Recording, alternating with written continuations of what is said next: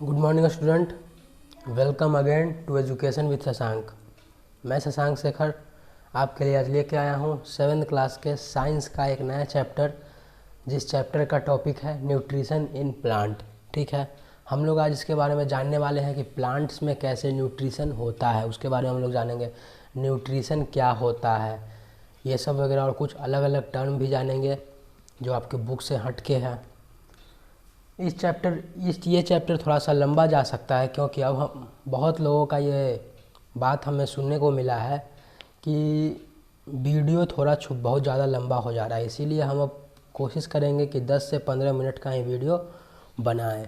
इसीलिए ये जो चैप्टर है ये 2 या 3 पार्ट में जा सकता है। आपको हम बहुत ही सिंपल लैंग्वेज में समझाने का कोशिश करेंगे, और जहाँ भी आपको प्रॉब्लम हो कमेंट में बताइएगा।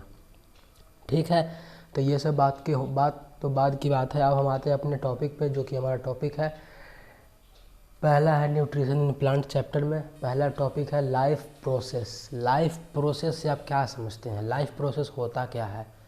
लाइफ से आप क्या समझते हैं? ज़िंदगी। प्रोसेस मतलब प्रक्रिया, मतलब ऐसा प्रक्रिया जो कि जीवन जीने के लिए ज़रूरी है, उसको कहते हैं हम लोग लाइफ प्रोसेस। ठीक, हाँ, तो अब हम देखते हैं अपने अगले टॉपिक के बारे में, जो है न्यूट्रिशन। न्यूट्रिशन क्या होता है, उसका वो कैसा प्रोसेस है, इसके बारे में हम लोग अभी देखेंगे। ठीक है, देखते हैं पहले यहाँ पे क्या लिखा हुआ है। Process in which taking off food by its utilization by the body, मतलब एक ऐसा प्रक्रिया जिसके अंतर्गत क्या होता है, फूड का इंटेक होता है और फिर उसको यूटिलाइज किया जाता है बॉडी के द्वारा। इसको हम लोग क्या कहेंगे? न्यूट्रिशन प्रोसेस है। अगर इसका वेल डिफाइंड एक डेफिनेशन का बात करें तो वेल डिफाइंड डेफिनेशन कुछ इस प्रकार से हो सकता है। The process of intake of food and utilize by the body is called nutrition. ठीक है, ऐसा प्रोसेस जिसके अंतर्गत फूड को इनटेक किया जाए और फिर उसको यूटिलाइज किया जाए बॉडी के द्वारा, उसको हम लोग क्या कहेंगे? वो न्यूट्रिशन प्रोसेस के अंदर आता है। ठीक है, अब हम आगे बात करते हैं। इसमें आता है न्यूट्रिएंट्स। न्यूट्रिशन में हम लोग क्या लेते हैं? तो न्यूट्रिएंट्स लेते हैं। फूड में हमारे क्या प्रेजेंट रहता है? तो न्यूट्रिएंट्स प्रेजेंट रहता है। ठीक है,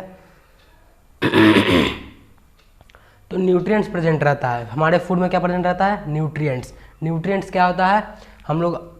आप लोग ये पहले से ही जानते होंगे न्यूट्रिएंट्स क्या होता है। न्यूट्रिएंट्स जो हम लोग फूड खाते हैं, वो फूड में बहुत सारा कंपोनेंट्स रहता है, जिसको हम लोग न्यूट्रिएंट्स के तौर पे जानते हैं।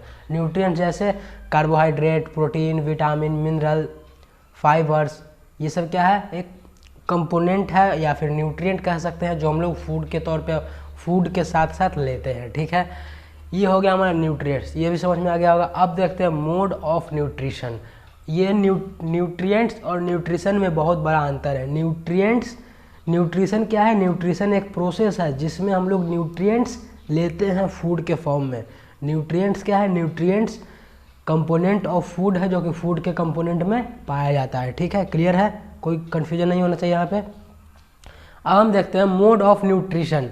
न्यूट्रिशन का मोड मतलब वो क्या क्या किस तरह से न्यूट्रिशन जो है वो हो सकता है। ठीक है, अब देखते हैं पहला है they prepare their own food, मतलब एक ऐसा मोड ऑफ न्यूट्रिशन जिसमें वो लोग अपना खाना खुद बनाते हैं और खुद ही यूज़ करते हैं। ऐसे मोड ऑफ न्यूट्रिशन को हम लोग कहते हैं ऑटोट्रॉपिक न्यूट्रिशन। ठीक है, और फिर देखते हैं सेकंड में क्या है? They take in readymade food. ये क्या लेते हैं? जो सेकंड वाले हैं वो क्या लेते हैं? रेडीमेड फूड, मतलब बना बनाया फूड को वो खाते हैं। उसको हम लोग क्या कहते हैं? Heterotrophic nutrition. ठीक है, अब देखते हैं, पहले हम पढ़ेंगे ऑटोट्रॉपिक न्यूट्रिशन के बारे में, फिर हेट्रोट्रॉपिक के बारे में देखेंगे। पहले पढ़ते हैं ऑटोट्रॉपिक न्यूट्रिशन। ऑटोट्रॉपिक न्यूट्रिशन में जनरली हम आपको बता दें, ऑटोट्रॉपिक न्यूट्रिशन में ऐसे ऑर्गेनिज्म आते हैं, ऐसे जीव जंतु आते हैं जो कि अपना खाना खुद से बना सके, जो अपना खाना खुद बनाने के कैपेबल हैं। तो इस पूरे धरती पर ऑटोट्रॉप्स में सिर्फ आते हैं ग्रीन प्लांट, जितने भी ऑल ग्रीन प्लांट्स हैं वो सब आते हैं ऑटोट्रॉप्स में। ठीक है, क्योंकि वो लोग ही अपना खाना खुद से बनाते हैं। और हम लोग अपने ह्यूमन का बात करें तो हम लोग जो है अपना ग्रेन्स, अपना अनाज जो है वो प्लांट से ही लेते हैं। हम लोग अपना खाना खुद नहीं फॉर्म करते। हम लोग एनिमल अलग अलग प्लांट को छोड़ के और कोई भी नहीं है जो कि ऑटोट्रॉप्स है। ठीक है, all green plants are autotrophs, जो कि ऑटोट्रॉपिक मोड ऑफ न्यूट्रिशन करता है, अपना खाना खुद बनाता है। ठीक है, इसका अगर डेफिनेशन हम देखें तो क्या होगा ऑटोट्रॉपिक न्यूट्रिशन का? The mode of nutrition in which organism who make their own food is called autotrophic nutrition. ठीक है, ऐसा मोड ऑफ न्यूट्रिशन जिसमें ऑर्गेनिज्म जो है वो अपना खाना खुद बना सके। ठीक है, इसमें आते हैं ऑल ग्रीन प्लांट्स। तो भाई ग्रीन प्लांट्स क्यों बनाते हैं? तो ग्रीन प्लांट्स में क्लोरोफिल नाम का एक ग्रीन कलर का पिगमेंट होता है जिसके कारण से वो दिखता है। ठीक है, और इसका काम क्या रहता है? ये सनलाइट को ऑब्जर्व करता है। इसके बारे में हम लोग को बताएंगे। क्लोरोफिल बस इतना चाहिए, ग्रीन कलर का पिगमेंट होता है जिसके कारण से प्लांट्स जो है वो ऑटोट्रॉप्स हैं और इसी के मदद से वो लोग अपना खाना बनाते हैं। ठीक है, अब बात करते हैं हेट्रोट्रॉपिक न्यूट्रिशन का। हेट्रोट्रॉपिक न्यूट्रिशन क्या होता है? और एक बात और, ऑटोट्रॉपिक न्यूट्रिशन में जैसे ग्रीन प्लांट है एग्जाम्पल में, तो ग्रीन प्लांट को हम लोग ऑटोट्रॉप्स कहेंगे। जो अपना खाना खुद बनाएंगे उसको हम लोग क्या कहेंगे? ऑटोट्रॉप्स कहेंगे। ठीक है, अब वही बात करते हैं हेट्रोट्रॉपिक न्यूट्रिशन का। तो हेट्रोट्रॉपिक न्यूट्रिशन में कौन कौन आ जाएगा? एनिमल्स, अलग अलग इंसेक्ट्स आ जाएंगे, हम लोग ह्यूमन बींग्स आ सकते हैं, आ जाएंगे। ठीक, अब हेट्रोट्रॉपिक का वेल डिफाइंड अगर डेफिनेशन का बात करें तो क्या होगा? The mode of nutrition in which organism depends on other organism for their survival और फॉर देयर न्यूट्रिशन।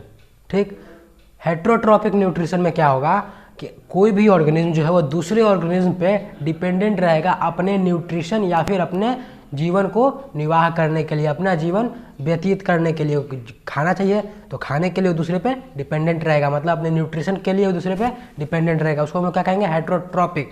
और इसका एग्जांपल जैसे एनिमल्स, ह्यूमन बींग्स, इंसेक्ट्स, ये सब क्या है?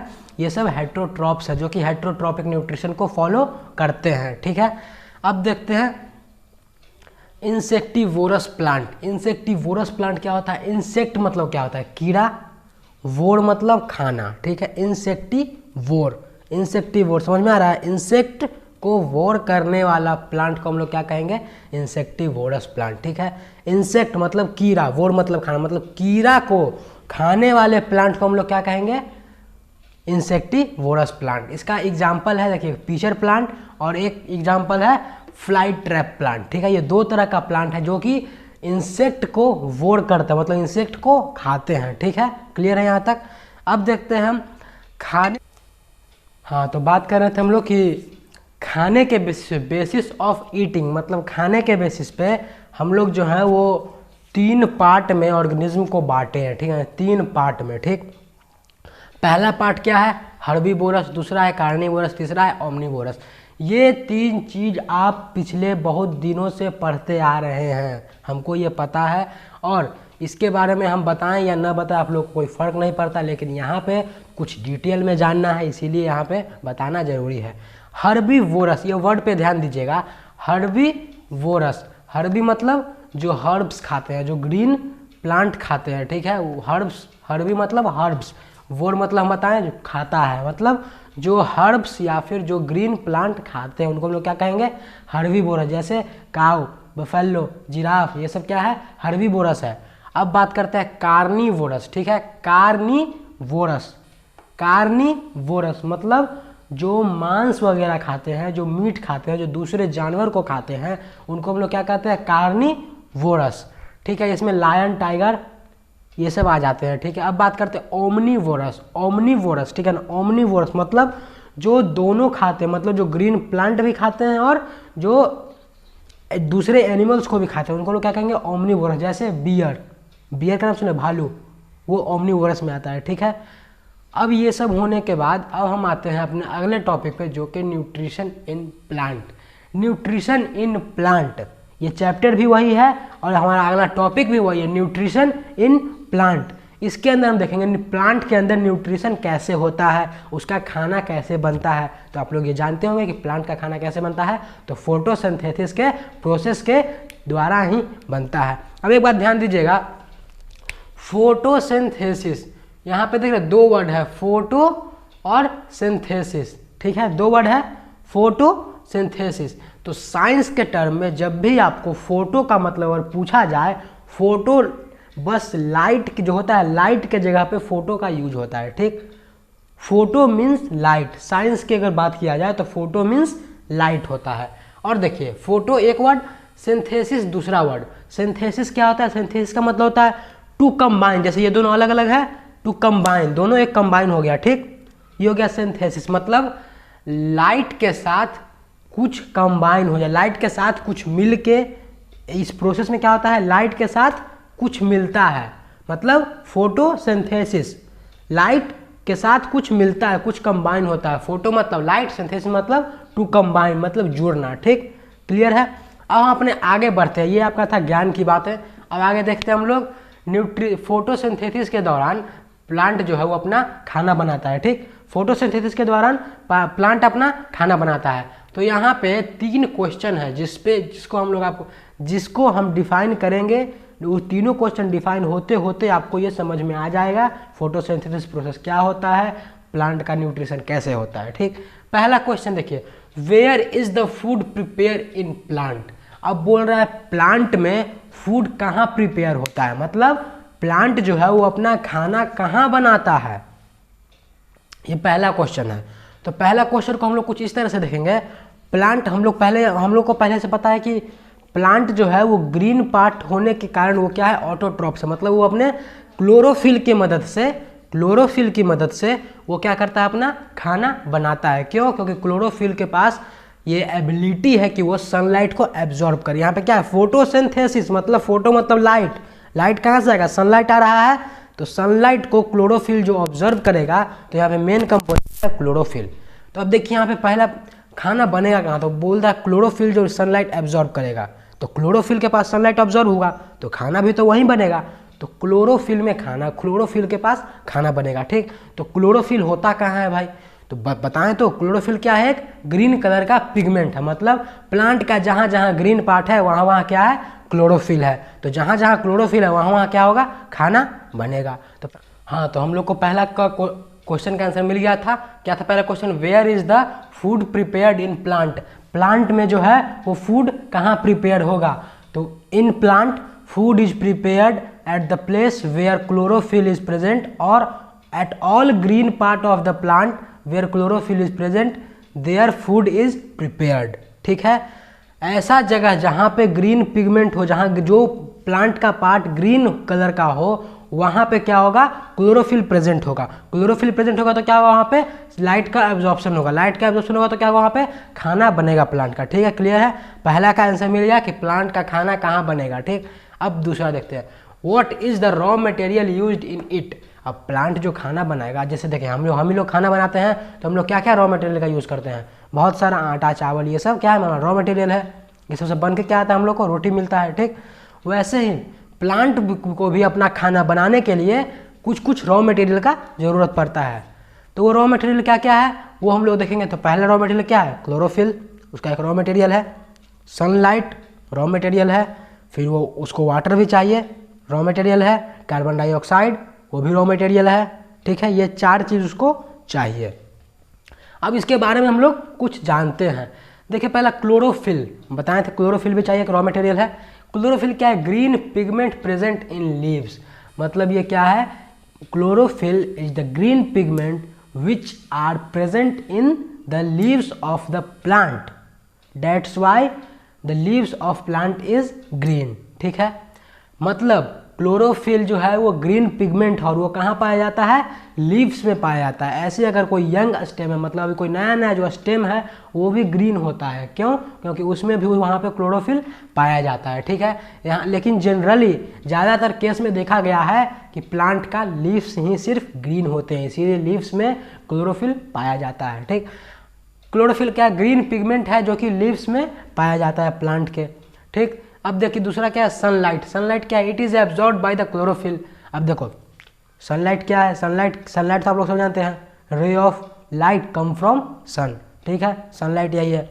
अब देखो सनलाइट का एब्जॉर्प्शन जो है प्लांट कैसे करता है, तो sunlight is absorbed by the chlorophyll present in the leaves of the plant. ठीक है, सनलाइट जो है वो एब्जॉर्ब किया जाएगा क्लोरोफिल के द्वारा जो कि प्रेजेंट है लीव्स में, प्लांट के लीव्स में जो क्लोरोफिल प्रेजेंट है उसके द्वारा क्या होगा, सनलाइट का एब्जॉर्प्शन होगा। ठीक है, अब तीसरा है क्या, वाटर।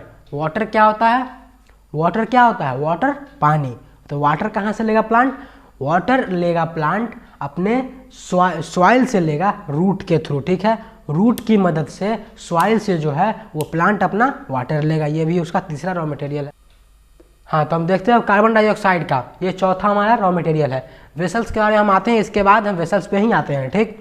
कार्बन डाइऑक्साइड देखिए, absorbed by the leaves from the atmosphere through the pore present on the leaves called stomata. अब बोल रहा है जो कार्बन डाइऑक्साइड कहाँ से एब्जॉर्ब होता है, तो कार्बन डाइऑक्साइड जो है वो एटमॉस्फेयर से लीव्स पे जो पोर्स पाया जाता है, छोटा छोटा पोर्स पाया जाता है, जिसके द्वारा, जिसको हम लोग स्टोमाटा कहते हैं, उसके द्वारा कार्बन डाइऑक्साइड जो है वो हम लोग एटमॉस्फेयर से प्लांट लेता है। समझ में आया? लीव्स पे छोटा छोटा पोर्स पाया जाता है, ठीक, जिसको हम लोग स्टोमाटा कहते हैं, जिसकी मदद से एटमॉस्फेयर में जो एयर है उसमें से जो कार्बन डाइऑक्साइड है वो एब्जॉर्ब किया जाता है स्टोमाटा के थ्रू। समझ में आ गया? 4 उसका रॉ मटेरियल था, चारों हो गया। अब एक 5वां एक्सटर्नल है वेसल्स। जैसे आप लोग देखें नस, देखें नस, नस का जैसे नस क्या करता है, कोई पाइप देखे, पाइप में से हमको पानी को इस छोर से इस छोर तक लेके आना है, तो क्या करेंगे हम लोग, यहाँ से अगर पानी फेंकेंगे तो क्या होगा, कुछ उधर जाएगा कुछ इधर जाएगा, और यहाँ पे बहुत कम अमाउंट में पानी पहुँचेगा, ठीक। लेकिन अगर वही हम दिमाग लगाएंगे यहाँ पे हम एक पाइप लगा देंगे, तो क्या होगा, पानी यहाँ से जितना यहाँ से पानी हम भेजे उतना पानी यहाँ तक पहुँच जाएगा सेफली, बिना कोई दिक्कत के।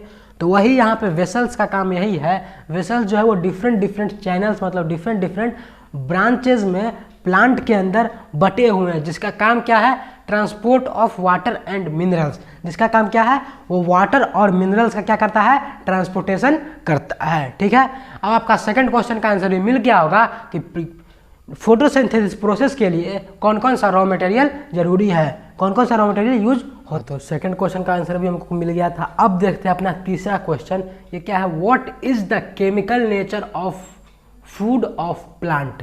मतलब अब रॉ मटेरियल भी प्लांट को मिल गया, प्लांट को फूड कहाँ बनेगा यह भी पता चल गया, मतलब प्लांट को अपना किचन दिख गया, उसको अपना खाना बनाने का सामान भी मिल गया।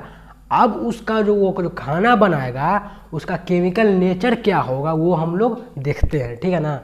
तो पहले तो प्लांट को सारा चीज़ मिल गया, तो प्लांट जो है वो अपना क्लोरोफिल कार्बन डाइऑक्साइड ये सब का यूज़ करके, सनलाइट ये सब का यूज़ करके वो क्या करेगा, खाना बनाएगा, ठीक।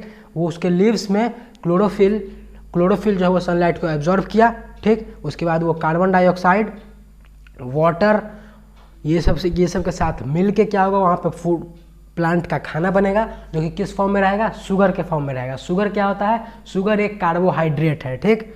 कार्बोहाइड्रेट क्या होता है, एक न्यूट्रिएंट्स का पार्ट है, न्यूट्रिएंट का वो टाइप है, ठीक है ना, कार्बोहाइड्रेट, ठीक है। और फिर उसके बाद प्लांट का खाना बन गया। अब ट्रांसपोर्टेशन का बारी आया, तो ट्रांसपोर्टेशन कौन करेगा, तो ये हमारा वेसल्स है ना, ये वेसल्स क्या हुआ, ट्रांसपोर्ट किया, ठीक। फूड बना, ट्रांसपोर्ट हुआ। अब जो बाकी जो फूड बचा उसको फिर क्या हुआ, तो वो फर्दर मतलब कुछ देर के बाद जब सब लोग को न्यूट्रिशन प्रोसेस जब पूरा हुआ, तो उस फूड को तुरंत ही अल्टीमेटली क्या होता है, उसको स्टार्च के फॉर्म में चेंज करके स्टोर कर दिया जाता है, ठीक है। स्टार्च क्या होता है, स्टार्च जो है वो 6th क्लास में पढ़ना है, दूसरे चैप्टर में। स्टार्च क्या है, ये कार्बोहाइड्रेट का ही दूसरा पार्ट है, ठीक है, दूसरा टाइप है, ठीक है। स्टार्च के फॉर्म में वो स्टोर कर दिया गया। समझ में आ गया यहाँ तक का कैसे खाना बना, ये भी समझ में आ गया। अब देखते हैं इसका केमिकल नेचर कैसा है, खाना कैसे बना, समझ में आ गया। ये देखिए, तो नेचर ऑफ फूड का नेचर कैसा है वो देखेंगे, ठीक है ना। फूड का नेचर कैसा है, तो फूड क्या पे, ये पहले क्या है, CO2, ये क्या होता है, कार्बन डाइऑक्साइड होता है, जो कि प्लांट का एक रॉ मटेरियल है उसके खाने बनाने के लिए। तो CO2 वो लिया पहले एटमॉस्फेयर से, ठीक, किसके हेल्प से, स्टोमाटा के हेल्प से, ठीक।